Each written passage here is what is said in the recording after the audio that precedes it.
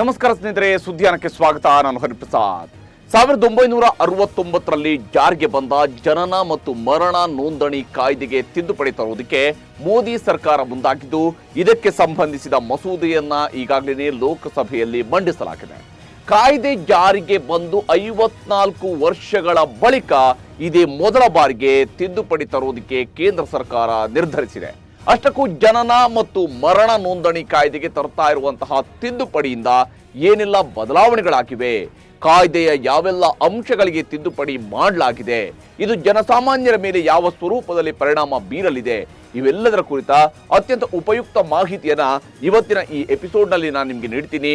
ಇದು ಪ್ರತಿಯೊಬ್ಬರು ಕೂಡ ತಿಳಿದುಕೊಳ್ಳಲೇಬೇಕಾಗಿರುವಂತಹ ಅಂಶವಾಗಿದ್ದು, ಕಡೆವರೆಗೂ ಕೂಡ ವಿಡಿಯೋವನ್ನ ಮಿಸ್ ಮಾಡದೆ ನೋಡಿ ಮತ್ತು ಕಾಮೆಂಟ್ ಮಾಡಿ.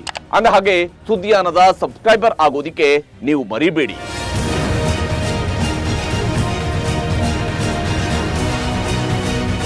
ನಮ್ಮ ದೇಶದಲ್ಲಿ ಮಕ್ಕಳು ಹುಟ್ಟಾನೆ ಇರ್ತಾರೆ, ಹಾಗೆಯೇ ಜನ ಸಾಯ್ತಾನೂ ಇರ್ತಾರೆ. ಆದರೆ ಈ ಹುಟ್ಟು ಸಾವನ್ನ ನೋಂದಣಿ ಮಾಡುವಂಥದ್ದು ನಮ್ಮ ವ್ಯವಸ್ಥೆಯ ಅತ್ಯಂತ ಪ್ರಮುಖ ಭಾಗ. ಆಡಳಿತ ವ್ಯವಸ್ಥೆಯಲ್ಲಿ ಎಷ್ಟು ಜನ ಇದ್ದಾರೆ ಅನ್ನುವಂತಹ ರೆಕಾರ್ಡ್ ಇರಲೇಬೇಕು. 10 ವರ್ಷಕ್ಕೊಮ್ಮೆ ಜನಗಣತಿಯ ಮೂಲಕವಾಗಿ ಎಷ್ಟು ಜನ ವಾಸ ಇದ್ದಾರೆ ಅನ್ನುವಂಥದ್ದನ್ನ ಲೆಕ್ಕ ಹಾಕುವ ಪ್ರಯತ್ನ ನಡೆಯುತ್ತೆ. ನೋಡಿ, 2021ರಲ್ಲಿ ಜನಗಣತಿಯನ್ನ ಇನ್ನೂ ಕೂಡ ಕೇಂದ್ರ ಸರ್ಕಾರ ಮಾಡಿಸೋದಕ್ಕೆ ಸಾಧ್ಯ ಆಗಿಲ್ಲ ಅನ್ನುವಂಥದ್ದು ಬೇರೆ ಮಾತು. ಈ ಜನಗಣತಿಯ ಪ್ರಕ್ರಿಯೆಯ ನಡುವೆಯೂ ಕೂಡ ಹುಟ್ಟು ಸಾವು ಸಂಭವಿಸ್ತಾನೆ ಇರುತ್ತೆ. ಅದರ ಮಾಹಿತಿ ಸರ್ಕಾರದ ಬಳಿಯಲ್ಲಿ ಇರಲೇಬೇಕಾಗತ್ತೆ. ಇದೇ ಕಾರಣಕ್ಕಾಗಿ ದೇಶದಲ್ಲಿ 1969ರಲ್ಲಿ ಜನನ ಮತ್ತು ಮರಣ ನೋಂದಣಿ ಕಾಯ್ದೆಯನ್ನ ಜಾರಿಗೆ ತರಲಾಗಿತ್ತು.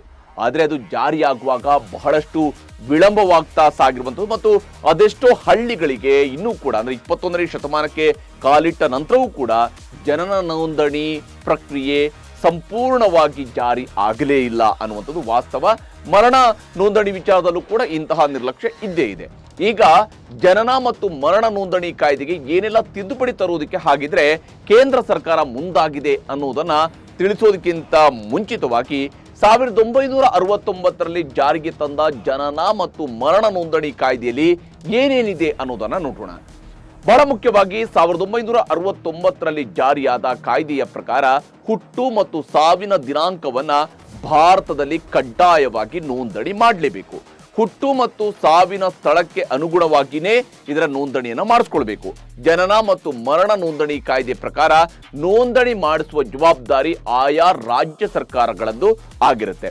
ಜನನ ಮತ್ತು ಮರಣದ ಬಗ್ಗೆ ನೋಂದಣಿ ಮಾಡಿಕೊಳ್ಳೋದಿಕ್ಕೆ ಮತ್ತು ದಾಖಲೆಗಳನ್ನು ಸಂಗ್ರಹಿಸಿಕೊಳ್ಳೋದಿಕ್ಕೆ ರಾಜ್ಯ ಸರ್ಕಾರವೇ ವ್ಯವಸ್ಥೆಯನ್ನು ಮಾಡಿಕೊಳ್ಬೇಕು. ಹೀಗಾಗಿ ಎಲ್ಲಾ ರಾಜ್ಯಗಳಲ್ಲೂ ಜನನ ಮತ್ತು ಮರಣದ ಬಗ್ಗೆ ನೋಂದಣಿ ಮಾಡಿಕೊಳ್ಳೋದಿಕ್ಕೆ ಬೇಕಾದ ವ್ಯವಸ್ಥೆಗಳನ್ನು ಮಾಡಿಕೊಳ್ಳಲಾಗಿದೆ. 1970 ಏಪ್ರಿಲ್ 1ರಂದು ಕರ್ನಾಟಕದಲ್ಲಿ ಜನನ ಮತ್ತು ಮರಣ ನೋಂದಣಿ ಕಾಯ್ದೆಯನ್ನ ಅನುಷ್ಠಾನಕ್ಕೆ ತರಲಾಗಿತ್ತು. ಹಾಗಾದ್ರೆ ಜನನ ಮತ್ತು ಮರಣದ ದಿನಾಂಕ ನೋಂದಣಿ ಮಾಡುವುದರ ಅವಶ್ಯಕತೆ ಏನು, ಜನನ ಪ್ರಮಾಣ ಎಷ್ಟು ಅಗತ್ಯ ಅನ್ನುವ ಬಗ್ಗೆಯೂ ಕೂಡ ಒಂದಷ್ಟು ಮಾಹಿತಿಯನ್ನ ನಿಮಗೆ ಕೊಡ್ತೀನಿ. ನೋಂದಣಿ ಯಾವ ಕಾರಣಕ್ಕಾಗಿ ಮಾಡ್ತಾ ಇದ್ದಾರೆ ಅಂತ ನೋಡ್ತಾ ಹೋದ್ರೆ, ಜನನ ಪ್ರಮಾಣ ಪತ್ರ ಹುಟ್ಟಿದ ಮಗುವಿನ ಮೊದಲ ಐಡೆಂಟಿಟಿ ಆಗಿರುತ್ತೆ. ಒಂದು ಮಗುವಿಗೆ ಸಿಗುವಂತಹ ಮೊದಲ ಕಾನೂನಾತ್ಮಕ ದಾಖಲೆ ಅಂತ ಹೇಳಿದ್ರೆ ಅದು ಜನನ ಪ್ರಮಾಣ ಪತ್ರ. ಶಾಲೆ ಕಾಲೇಜುಗಳಲ್ಲಿ ಅಡ್ಮಿಷನ್ಗೂ ಕೂಡ ಈ ಜನನ ಪ್ರಮಾಣ ಪತ್ರ ಅತ್ಯಗತ್ಯವಾಗಿದೆ. ಇವಾಗ ವಿವಾಹ ನೋಂದಣಿ, ಡಿವೋರ್ಸ್, ಪಾಸ್ಪೋರ್ಟ್, ಬ್ಯಾಂಕ್ ಅಕೌಂಟ್ ಅನ್ನು ತೆರೆಯುವಂಥದ್ದು, ಹಾಗೆಯೇ ಮತದಾನ, ವ್ಯಾಕ್ಸಿನೇಷನ್, ಬಹುತೇಕ ಎಲ್ಲ ಕಡೆಗಳಲ್ಲೂ ಕೂಡ ಹುಟ್ಟಿದ ದಿನಾಂಕವನ್ನು ನಮೂದು ಮಾಡಲೇಬೇಕಾಗುತ್ತೆ. ಮೃತಪಟ್ಟ ಬಳಿಕ ಮರಣ ದಿನಾಂಕವೂ ಕೂಡ ಅತ್ಯಂತ ಇಂಪಾರ್ಟೆಂಟ್ ಆಗಿ ಆ ಕುಟುಂಬದ ಸದಸ್ಯರು ನೋಂದಣಿ ಮಾಡಿಸಲೇಬೇಕಾಗಿರುವಂತಹ ಒಂದು ಅಂಶ. ಇನ್ಸೂರೆನ್ಸ್, ಹಾಗೆಯೇ ಆಸ್ತಿ, ಬ್ಯಾಂಕ್ಗಳಲ್ಲಿ ಇಟ್ಟಂತಹ ಠೇವಣಿ, ಇವುಗಳನ್ನೆಲ್ಲವೂ ಕೂಡ ಟ್ರಾನ್ಸ್ಫರ್ ಮಾಡ್ಕೊಳ್ಳೋದಿಕ್ಕೆ, ಅದನ್ನು ಪಡೆಯೋದಿಕ್ಕೆ ಈ ಮರಣ ನೋಂದಣಿ ಅತ್ಯವಶ್ಯಕ. ರೋಗ ಹಾಗೆಯೇ ಅಪಘಾತವನ್ನು ತಡೆಗಟ್ಟುವ ನಿಟ್ಟಿನಲ್ಲೂ ಕೂಡ ಮರಣ ದಿನಾಂಕ ನೋಂದಣಿ ನೆರವನ್ನು ನೀಡುತ್ತೆ. ಮರಣಕ್ಕೆ ಕಾರಣಗಳು ಕೂಡ ನೆರವನ್ನು ನೀಡುತ್ತೆ. ವಿವಿಧ ರೀತಿಯ ಅಧ್ಯಯನಗಳಿಗೆ ಮರಣ ದಿನಾಂಕ ಸಹಕಾರಿಯಾಗಿದೆ. ಹಾಗಾದ್ರೆ ಈಗ ಮೋದಿ ಸರ್ಕಾರ ಜನನ ಮತ್ತು ಮರಣ ನೋಂದಣಿ ಕಾಯ್ದೆಗೆ ಏನೆಲ್ಲ ತಿದ್ದುಪಡಿ ತಂದಿದೆ, ಇದಕ್ಕೆ ಕಾರಣ ಏನು ಅನ್ನೋ ಬಗ್ಗೆಯೂ ಕೂಡ ವಿವರಿಸ್ತೀನಿ.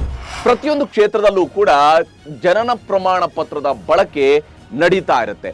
ಜನನ ಪ್ರಮಾಣ ಪತ್ರ ಎಲ್ಲದಕ್ಕೂ ಕೂಡ ಕಡ್ಡಾಯ ದಾಖಲೆ ಆಗುವಂಥದ್ದಿದೆ.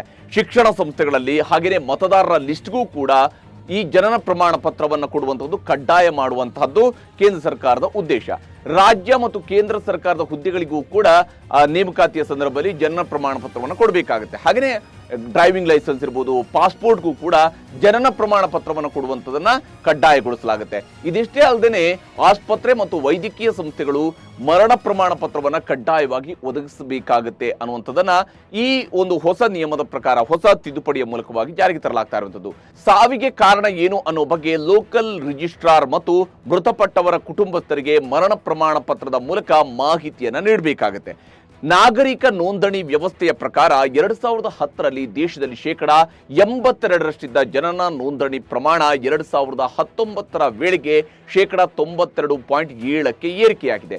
ಅದೇ ರೀತಿ 2010ರಲ್ಲಿ 66.9ರಷ್ಟಿದ್ದ ಮರಣ ಪ್ರಮಾಣದ ನೋಂದಣಿ 2019ರ ವೇಳೆಗೆ 92ಕ್ಕೆ ಏರಿಕೆಯಾಗಿದೆ. ನೋಡಿ, ನಾವು ಇನ್ನೂ ಕೂಡ ಜನನ ಮತ್ತು ಮರಣ ಪ್ರಮಾಣ ಪತ್ರವನ್ನ ದಾಖಲು ಮಾಡ್ಕೊಳ್ಳೋದ್ರಲ್ಲಿ, ನೋಂದಣಿ ಮಾಡ್ಕೊಳ್ಳೋದ್ರಲ್ಲಿ 100% ಅಚೀವ್ ಆಗಿಲ್ಲ ಅನ್ನುವಂತಹ ವ್ಯವಸ್ಥೆಯಲ್ಲೇ ಇನ್ನೂ ಕೂಡ ಇದ್ದೀವಿ.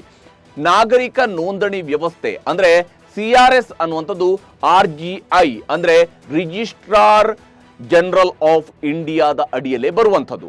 ಇದರ ಮೂಲಕವೇ ದೇಶಾದ್ಯಂತ ಜನನ ಮತ್ತು ಮರಣಗಳ ನೋಂದಣಿಯನ್ನ ಮಾಡಿಕೊಳ್ಳಲಾಗುತ್ತೆ. ಹಾಗಾದ್ರೆ ಜನನ ಮತ್ತು ಮರಣ ನೋಂದಣಿ ಕಾಯ್ದೆಗೆ ತಿದ್ದುಪಡಿ ತರುವ ಅವಶ್ಯಕತೆ ಏನಿತ್ತು, ಮೋದಿ ಸರ್ಕಾರದ ನಡೆಯ ಹಿಂದಿನ ತಂತ್ರ ಏನು ಅನ್ನೋದನ್ನು ಕೂಡ ಇಲ್ಲಿ ತಿಳಿಸ್ತೀನಿ. ಬಹಳ ಮುಖ್ಯವಾಗಿ ಜನನ ಮತ್ತು ಮರಣ ನೋಂದಣಿ ಕಾಯ್ದೆಗೆ ತಿದ್ದುಪಡಿ ತರೋದ್ರಿಂದಾಗಿ ರಿಜಿಸ್ಟ್ರಾರ್ ಜನರಲ್ ಆಫ್ ಇಂಡಿಯಾ ಕೇಂದ್ರ ಗೃಹ ಸಚಿವಾಲಯದ ಕಂಟ್ರೋಲ್ಗೆ ಬಂದ್ಬಿಡುತ್ತೆ. ನೋಂದಾಯಿತ ಜನನ ಮತ್ತು ಮರಣಗಳ ಡೇಟಾವನ್ನ ಕೇಂದ್ರ ಗೃಹ ಸಚಿವಾಲಯವೇ ನಿರ್ವಹಿಸುತ್ತೆ. ಬಳಿಕ ಜನನ ಮತ್ತು ಮರಣಗಳ ಅಂಕಿಅಂಶಗಳನ್ನ ಜನಸಂಖ್ಯಾ ನೋಂದಣಿ, ಚುನಾವಣಾ ನೋಂದಣಿ, Aadhaar card, ration card, passport ಮತ್ತು ಡ್ರೈವಿಂಗ್ ಲೈಸೆನ್ಸ್ ಡಾಟಾಗಳನ್ನು ಅಪ್ಡೇಟ್ ಮಾಡೋದಕ್ಕೂ ಕೂಡ ಬಳಸಬಹುದು. ಇಷ್ಟೇ ಅಲ್ಲದೆ ಜನನ ಮತ್ತು ಮರಣ ನೋಂದಣಿ ತಿದ್ದುಪಡಿ ಕಾಯ್ದೆ ಅನುಷ್ಠಾನಗೊಂಡಿದ್ದೇ ಆದಲ್ಲಿ ಡಾಟಾವನ್ನ NPR ಅಂದ್ರೆ ರಾಷ್ಟ್ರೀಯ ಜನಸಂಖ್ಯಾ ನೋಂದಣಿಯನ್ನ ಅಪ್ಡೇಟ್ ಮಾಡಿಕೊಳ್ಳೋದಕ್ಕೆ ಕೇಂದ್ರ ಸರ್ಕಾರಕ್ಕೆ ಸಹಾಯ ಆಗಲಿದೆ. ರಾಷ್ಟ್ರೀಯ ಜನಸಂಖ್ಯಾ ನೋಂದಣಿಯ ಬಳಿ ಈಗಾಗಲೇ 119 ಕೋಟಿ ಮಂದಿಯ ಡಾಟಾ ಸಂಗ್ರಹ ಇದೆ. ಅಂದ್ರೆ ನಿಮ್ಮೆಲ್ಲರ ಡಾಟಾ ಕೂಡ ಅವರ ಬಳಿಯಲ್ಲಿ ಸಂಗ್ರಹ ಇರುವಂತದ್ದು. 2003ರ ಪೌರತ್ವ ನಿಯಮಗಳ ಪ್ರಕಾರ ಇದು NRC ಅಂದ್ರೆ ರಾಷ್ಟ್ರೀಯ ನಾಗರಿಕರ ನೋಂದಣಿಯ ಮೊದಲ ಹಂತದ ವ್ಯವಸ್ಥೆ ಆಗಿರುತ್ತೆ. ಅಂದ್ರೆ ಮೊದಲ ಸ್ಟೆಪ್ ಆಗಿರುತ್ತೆ ಇದು. ಜನನ ಮತ್ತು ಮರಣ ನೋಂದಣಿ ತಿದ್ದುಪಡಿ ಕಾಯ್ದೆ ಜಾರಿಯಾದ್ರೆ ದೇಶದಲ್ಲಿರುವ ಪ್ರತಿಯೊಬ್ಬ ವ್ಯಕ್ತಿಯನ್ನ ಕೂಡ ಹುಟ್ಟಿದಾಗಿನಿಂದ ಹಿಡಿದು ಸಾಯೋ ತನಕವೂ ಕೂಡ ಕೇಂದ್ರ ಸರ್ಕಾರ ಟ್ರ್ಯಾಕ್ ಮಾಡಬಹುದು.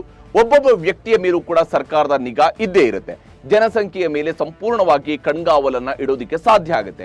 ಎಲ್ಲದರಲ್ಲೂ ಕೂಡ ದಾಖಲೆಗಳನ್ನ ಒಂದಕ್ಕೊಂದು ಲಿಂಕ್ ಮಾಡ್ತಾ ಹೋಗೋದ್ರಿಂದಾಗಿ ಸರ್ಕಾರ ಅಗತ್ಯ ಬಿದ್ದಾಗ ಪ್ರತಿ ನಾಗರಿಕನ ರಿಯಲ್ ಟೈಮ್ ಇನ್ಫಾರ್ಮೇಶನ್ ಅನ್ನ ಸಂಗ್ರಹಿಸಬಹುದು. ಈಗಾಗಲೇ ಆಧಾರ್ ಕಾರ್ಡ್ನಿಂದ ಜನರ ಮೇಲೆ ಸರ್ಕಾರಕ್ಕೆ ನಿಗಾ ಇಡುವ ಸಾಮರ್ಥ್ಯ ಹೆಚ್ಚಾಗಿದೆ. ಇನ್ನು ಜನನ ಮತ್ತು ಮರಣ ನೋಂದಣಿ ತಿದ್ದುಪಡಿ ಕಾಯ್ದೆ ಜಾರಿಯಾದ್ರೆ ಒಂದು ರೀತಿಯಲ್ಲಿ 360 ಡಿಗ್ರಿಯಲ್ಲೂ ಕೂಡ ಜನಸಾಮಾನ್ಯರ ಮಾಹಿತಿಯನ್ನ ಕೇಂದ್ರ ಸರ್ಕಾರ ಸುಲಭವಾಗಿ ಕಲೆಕ್ಟ್ ಮಾಡ್ಕೊಳ್ಬಹುದು. ಈಗಾಗಲೇ ಆಧಾರ್ ಕಾರ್ಡ್ ವಿಚಾರದಲ್ಲಿನೇ ಖಾಸಗಿತನದ ಹಕ್ಕು ಉಲ್ಲಂಘನೆಯ ಆರೋಪ ಕೇಳಿ ಬಂದಿತ್ತು. ಮುಂದಿನ ದಿನಗಳಲ್ಲಿ ಡಿಜಿಟಲ್ ವೈಯಕ್ತಿಕ ಡಾಟಾ ಸಂರಕ್ಷಣಾ ಮಸೂದೆ ಕೂಡ ಜಾರಿಯಾಗಲಿದ್ದು, ಇದು ಜನಸಾಮಾನ್ಯರ ಕುರಿತ ಡಾಟಾ ಸಂಗ್ರಹಣೆಯನ್ನ ಇನ್ನಷ್ಟು ಸುಲಭವಾಗಿಸಲಿದೆ. ಹೀಗಾಗಿ ಯಾವುದೋ ಒಂದು ಕಾರಣಕ್ಕೆ ಜನರು ನೀಡಿದಂತಹ ತಮ್ಮ ವೈಯಕ್ತಿಕ ಮಾಹಿತಿಯನ್ನ ಕೇಂದ್ರ ಸರ್ಕಾರ ಬೇರೆಯದ್ದೇ ಉದ್ದೇಶಕ್ಕೆ ಬಳಕೆ ಮಾಡಿಕೊಳ್ಳಬಹುದು. ನಾಗರಿಕರ ಖಾಸಗಿ ಮಾಹಿತಿಯನ್ನ ಗೃಹ ಸಚಿವಾಲಯ ಆಯುಧವಾಗಿಯೂ ಕೂಡ ಉಪಯೋಗ ಮಾಡಿಕೊಳ್ಳಬಹುದು.